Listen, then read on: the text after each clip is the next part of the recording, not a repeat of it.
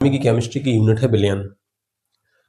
Billion से अंक की योजना की दृष्टि से 1 अंक, 2, 3 और 4 मतलब इन सभी फॉर्मेट में प्रश्न परीक्षाओं में पूछे जाते हैं।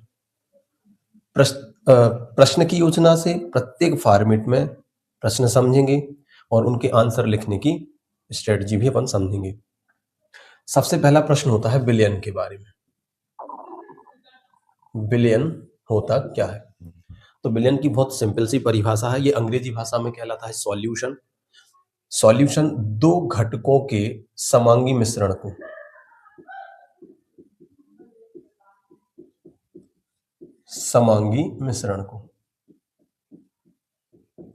बिलियन कहते हैं।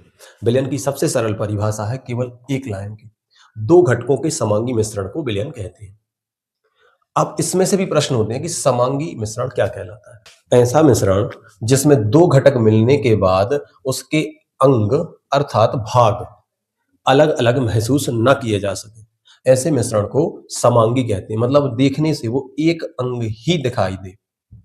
जैसे नमक और पानी का मिश्रण जब हमें प्राप्त होता है तो वो समांगी मिश्रण के अंतर्गत आता है। और यदि हम नमक के स्थान पे पानी में मिट्टी मिला दें तो पानी और मिट्टी दोनों हिस्से अलग अलग दिखाई देते हैं। इसका मतलब होता है कि यह विषमांगी मिश्रण है। तो समांगी मिश्रण का मतलब होता है ऐसा मिश्रण जिसमें घटकों का पृथक रूप से देखा जाना संभव नहीं होता सामान्य विधि में, वो समांगी मिश्रण कहलाते हैं। घटक का मतलब होता है भाग। कोई भी पदार्थ या कोई भी वस्तु जिन छोटी छोटी इकाइयों से मिलकर बनी होती है उन्हें घटक या कंपोनेंट्स या इकाई कहते हैं। जैसे मकान का निर्माण कई छोटी छोटी वस्तुओं से मिलकर होता है, जैसे ईंट, रेत, पत्थर, गिट्टी, लोहा आदि। तो भवन निर्माण की उक्त सामग्री को घटक कहते हैं। इसी प्रकार घटक मतलब जिनसे कोई भी यूनिट का निर्माण होता है। तो बिलियन की परिभाषा क्या हुई? दो घटकों के समांगी मिश्रण को बिलियन कहते हैं। समांगी मिश्रण मतलब ऐसा मिश्रण जिसमें दोनों अंग एक रूप हो जाते हैं। घटक मतलब जिन भागों से मिलकर बनता है कोई पदार्थ। अब अगला प्रश्न आता है कि घटक कौन कौन से होते हैं बिलियन के?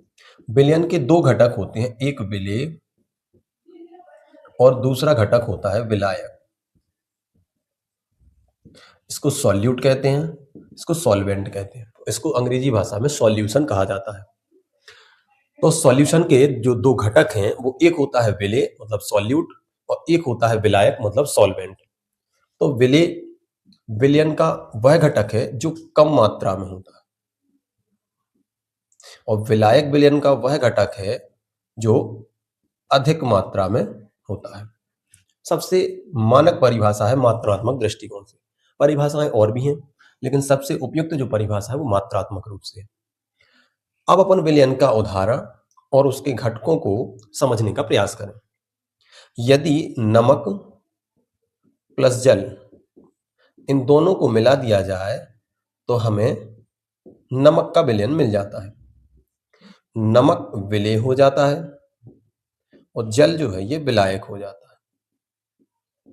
तो विलयन मतलब सॉल्यूशन, नमक विलेय है मतलब सॉल्यूट है, जल विलायक है मतलब सॉल्वेंट है। ये कम मात्रा में है, ये अधिक मात्रा में है, इसलिए ये विलेय है और ये विलायक है।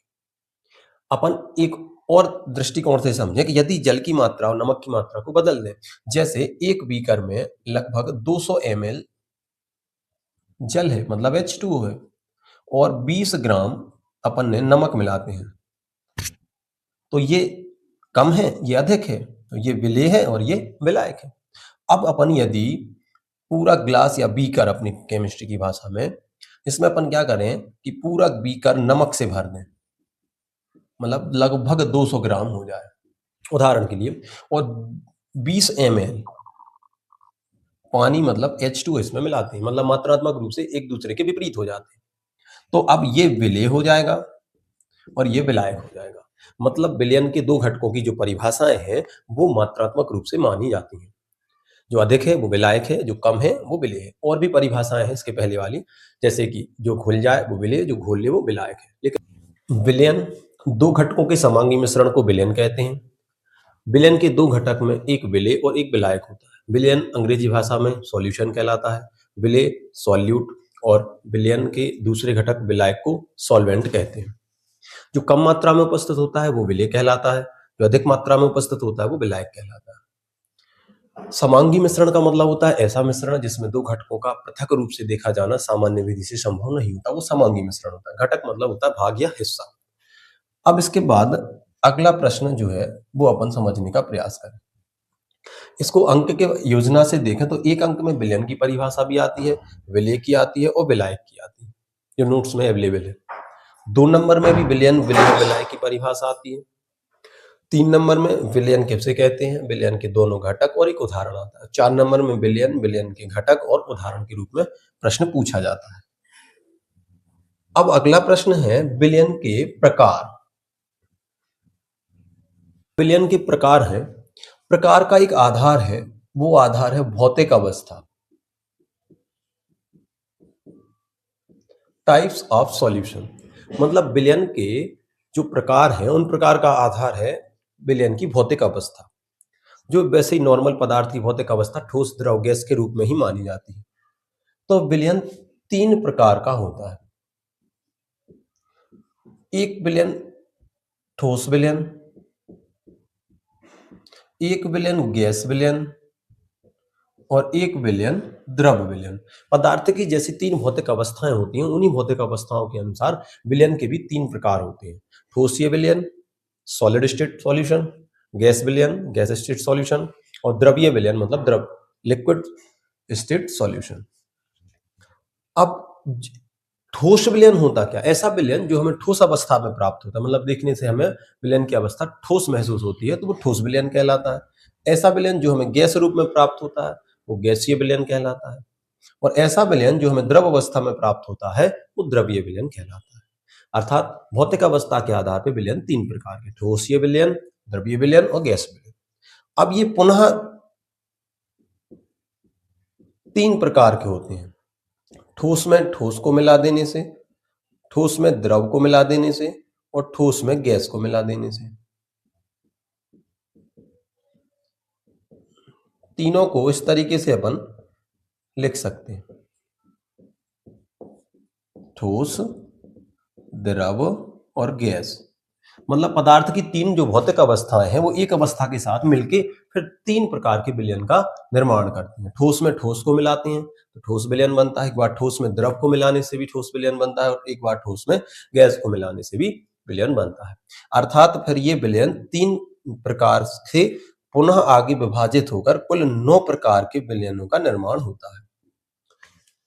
अब इनके निर्माण में अपन कैसे मानते हैं कि ये ठोस विलयन है, तो अधिकांशतः विलायक जो होता है वो ठोस अवस्था मतलब ज्यादा मात्रा जो होगी वो ठोस की होगी, इसमें ज्यादा गैस की होगी, इसमें ज्यादा द्रव की होगी, बाकी अन्य मात्राएं कम कम मिलाई जाती हैं और विलयन का निर्माण हो जाता है।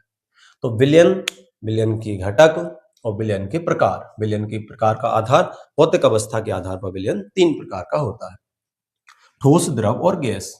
अब अंक की योजना से यदि अपन देखें तो ये चारों अंक में पूछते हैं, लेकिन इस प्रश्न की बनने की संभावना महत्वपूर्ण नहीं होती। अब इसके बाद आता है सांद्रता के आधार पर विलयन का मात्रात्मक अध्ययन। विलयन इकाई से सांद्रता के आधार पर विलयन के कभी कभी प्रकार भी अपन देख सकते हैं, या सांद्रता के आधार पर मात्रात्मक अध्ययन।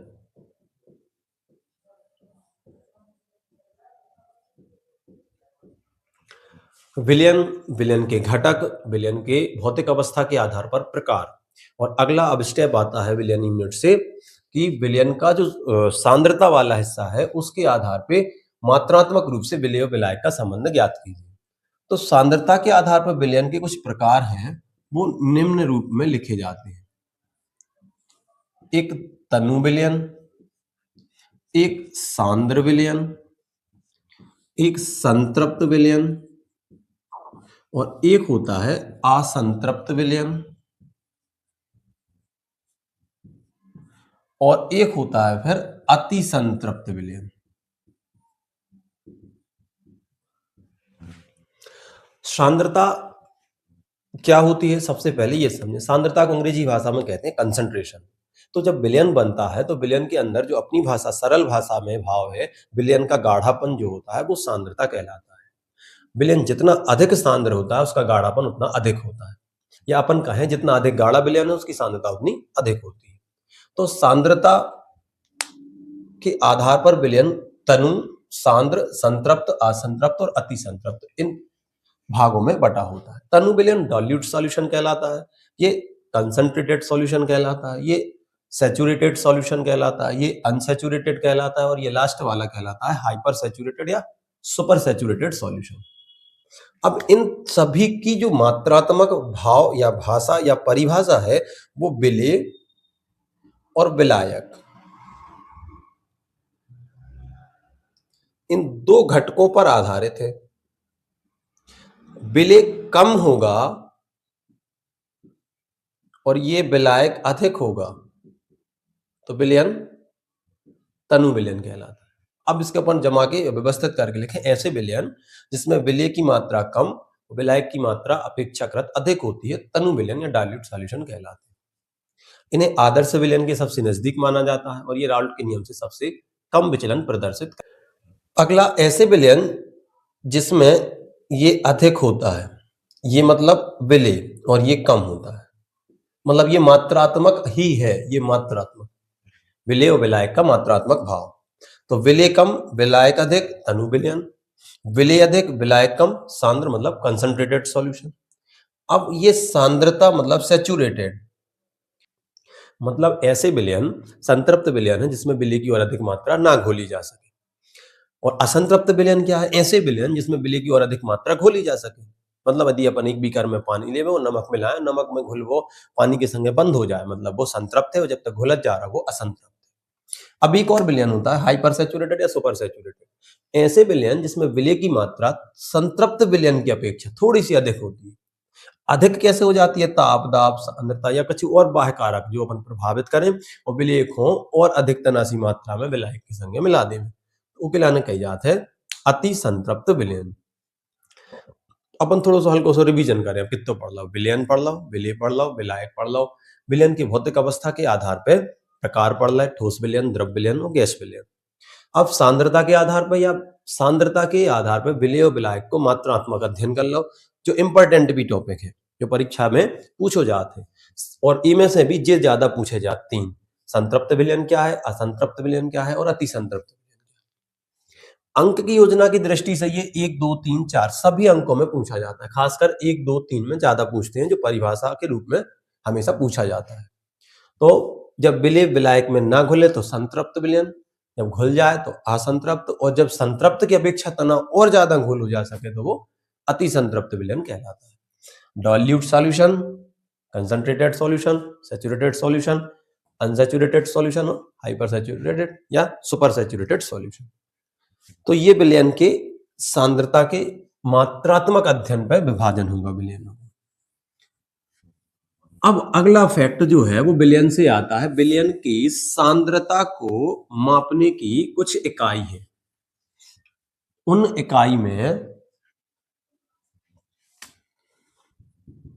कम से कम 9 यूनिटें हैं जो परीक्षा में पूछी जाती है और आपके पाठ्यक्रम में स्टेट बोर्ड की परीक्षाओं में होती है। जैसे एक यूनिट है मोलरता, इसको अंग्रेजी भाषा में मोलरिटी कहते हैं, इसको कैपिटल एम से सॉल्व करते हैं। मतलब जब विलयन बनता है तो उसमें दो घटक होते हैं, एक विलेय और एक विलायक। तो विलेय और विलायक को मिलने से सॉल्यूशन बन जाता है, और जब विलेय और विलायक की मात्रात्मक अध्ययन अपन करते हैं तो या तो तनु विलयन या सांद्र विलयन हमें मिलता है। तो जब सांद्र विलयन मिलता है तो उसकी सांद्रता को मापने के लिए कुछ इकाई प्रयोग में लाई जाती है, उनमें से एक इकाई है मोलरता, जिसे अंग्रेजी भाषा में मोलरिटी कहते हैं और स्पेशल कैपिटल एम से दर्शाते हैं। अब इसकी परिभाषा है, परिभाषा के कुछ स्पेशल बुलेट्स हैं और फार्मूला है, उन्हें अपन जोड़ दें तो बन जाए। किसी विलयन के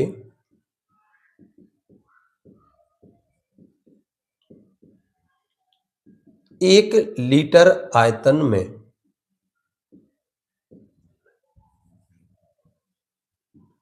विलेय के मोलों की संख्या को,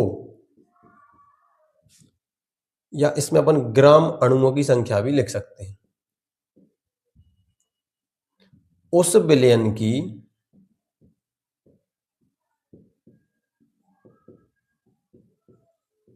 मोलरता कहते हैं, इसे कैपिटल एम से दर्शाते हैं। तो इतने बुलेट्स, इतने पॉइंट उस डेफिनेशन का आधार है मोलरता की, और ये बहुत इंपॉर्टेंट टॉपिक है परीक्षाएं पूछे जाने की दृष्टि से, और 2-3 नंबर में सबसे ज्यादा यह प्रश्न पूछा जाता है। किसी विलयन के 1 लीटर आयतन में उपस्थित विलय के मूलों की संख्या को या ग्राम अणुओं की संख्या को उस विलयन की मोलरता कहते हैं, इसे कैपिटल एम से दर्शाते हैं। इन सभी बुलेट्स को जोड़ दो। किसी विलयन के 1 लीटर आयतन में उपस्थित विलय के मूलों की संख्या को या ग्राम अणुओं की संख्या को विलयन की मोलरता कहते हैं, इसे कैपिटल एम से दर्शाते हैं। अब इसका एक न्यूमेरिकल से फार्मूला होता है जिसमें कुछ प्रतीक उपयोग में लाए जाते हैं। W 1000 मतलब 1000 अपॉन M इंटू V। इनमें प्रतीकों में पाठ्यक्रम या कहना चाहिए पब्लिकेशन, किताबों के जो प्रिंटिंग पब्लिकेशन होते हैं उनमें कुछ अंतर होता है, लेकिन सभी का जो बेसिक कॉन्सेप्ट है वो एक जैसा होता है। W into 1000 upon M into V। ये जो है W, ये विलय का भार है, मतलब सॉल्यूट का वेट। ये जो है ये भी विलय का कॉन्सेप्ट है, और विलय का क्या है, अणुभार मतलब मॉलिक्यूलर वेट। और ये जो है इसका कनेक्शन है विलयन से, ये विलयन का आयतन है, वॉल्यूम ऑफ सॉल्यूशन, वॉल्यूम कहते हैं। 1000 क्यों है, क्योंकि 1 लीटर में 1000 मिलीलीटर होते हैं, तो ये जो परिभाषा का आधार है वो 1 लीटर है, इसलिए इसको अपन 1000 लिखते हैं। तो मोलरता किसे कहते हैं, 2 नंबर में भी आता है और मोलरता 1 अंक में आता है कि किसी विलयन के 1 लीटर आयतन में उपस्थित विलय के मूलों की संख्या को मोलरता कहते हैं। सत्य है या असत्य, ये फार्मूला आता है। या 3 नंबर में भी परिभाषा पूछती है, मोलरता किसे कहते हैं, इसका सूत्र शायद समझाइए। तो मोलरता मतलब मोलरिटी, उसको एम से दर्शाते हैं। किसी विलयन के 1 लीटर आयतन में उपस्थित विलय के मूलों की संख्या को या ग्राम अणुओं की संख्या को उस विलयन की मोलरता कहते हैं, इसे कैपिटल एम से दर्शाया जाता है। कैपिटल एम स्पेशल याद रखना है। और विलय के मूल याद रखना, जब विद्यार्थी परीक्षा में लिखते हैं या यूनिट टेस्ट में लिखते हैं तो विलय, विलायक और विलयन में कंफ्यूज होते हैं। एक बार एकदम कंफर्म होकर लिखना कि ये विलय है। फार्मूला क्या होता है, W into 1000 upon small m into V। ये 2 फैक्ट होते हैं विलय से रिलेटेड, ये होता है विलयन से रिलेटेड। यहां भी गलतियां करते विद्यार्थी, स्पेशल ध्यान रखना। ये विलय का भार मतलब weight of solute, molecular weight of solute और वॉल्यूम ऑफ सॉल्यूशन, इस तरीके से होता है। इसके बाद एक अगली परिभाषा आती है नॉर्मलता, इसको दर्शाते हैं कैपिटल N से। नॉर्मलता, फार्मलता और मोलरता, ये 3 परिभाषाएं लगभग एक जैसी हैं, और मोलरता के साथ साथ चलने वाली मोललता, ये थोड़ा अलग कॉन्सेप्ट है, लेकिन लगभग चारों एक है। मोलरता, मोललता, नॉर्मलता, फार्मलता, ये लगभग एक जैसे होते हैं। इसको नॉर्मलिटी कहते हैं इंग्लिश में, इसको कैपिटल N से दर्शाते हैं। किसी विलयन के 1 लीटर आयतन में विलय के मोलों की संख्या को ना लेके इसमें लिखा जाता है विलय के ग्राम तुल्यांकी भारों की संख्या को। ग्राम तुल्यांकी भारों की संख्या को उस विलयन की क्या कहते हैं, नॉर्मलता कहते हैं, इसे कैपिटल एम से दर्शाते हैं। बाकी लगभग एक जैसी परिभाषा। नॉर्मलिटी मतलब नॉर्मलता, किसी विलयन के 1 लीटर आयतन में उपस्थित विलय के ग्राम तुल्यांकी भारों की संख्या को उस विलयन की नॉर्मलता कहते हैं, इसे कैपिटल एन से दर्शाते हैं। अब कैपिटल एन का फार्मूला क्या होता है, W into 1000 upon M into V। इसमें कुछ चेंज आ जाते हैं। वॉल्यूम एक जैसा है क्योंकि 1 लीटर आयतन है। ग्राम तुल्यांकी भार है, अर्थात मॉलिक्यूलर वेट ना होकर ये होता है इक्विवेलेंट वैल्यू, EA भी लिखते हैं या E भी लिखते हैं। ग्राम तुल्यांकी भार क्या होता है, प्रश्न होता है। ग्राम तुल्यांकी भार होता है वास्तव में किसी भी अभिक्रिया में या किसी भी विलयन में सक्रिय रूप से जितना भार हिस्सेदारी रखता है वो ग्राम तुल्यांकी भार होता है।